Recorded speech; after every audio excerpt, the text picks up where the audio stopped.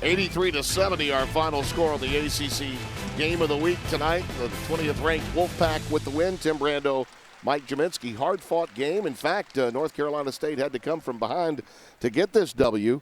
And Georgia Tech, as a very young team, handled themselves on the road for the first time, many of them very, very well. Yeah, I thought so. I thought they put the loss to Miami behind them and came out, had a nice start, got some confidence, and played very well defensively.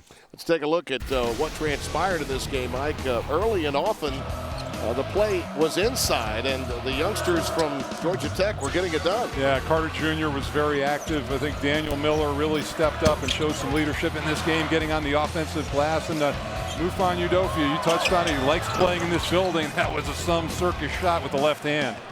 Udofia wound up with 13, 3 in double figures.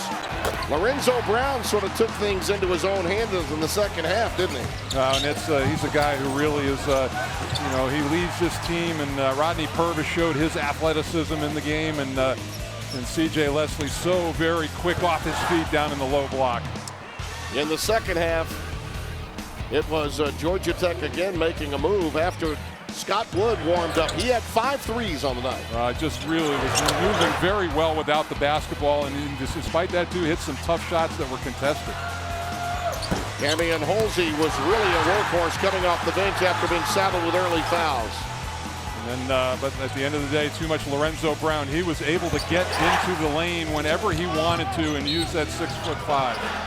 He was the guy that really was the difference maker. And earlier, Mike Jaminski talked with him. Mark, talk a little bit about this win and a very good defensive team for Georgia Tech, and you guys just turned it on a little bit in the second half. Well, they're hard to score against. They make it hard around the rim. They do a good job, but we got 83 points against them, and we had some around the rim. We just couldn't get in the basket as well. But they're a good team. They're much better than they were a year ago. But I thought we had a couple stretches there where we did some things offensively really well. Lorenzo made some big plays. Scott made a couple big baskets for us at key times, really key times.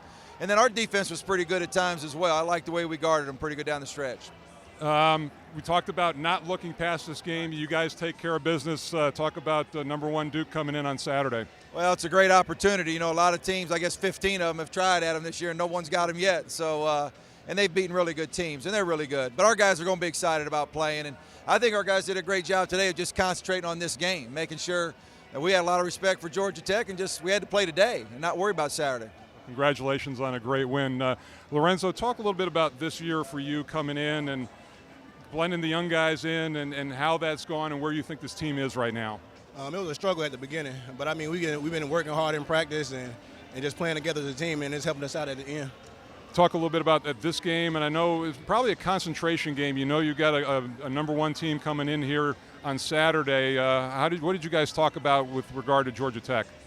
We just talked about how they set good screens, their bigs roll hard, and the guards hit tough shots. We played good tonight. A comment about Duke coming in. You had the lead in Cameron last year, a game that got away from you. Talk about this matchup on Saturday. We're just hungry. That's all I can say. We're hungry. Well, good. Congratulations on a good win, and good luck on Saturday. Tim, back to you.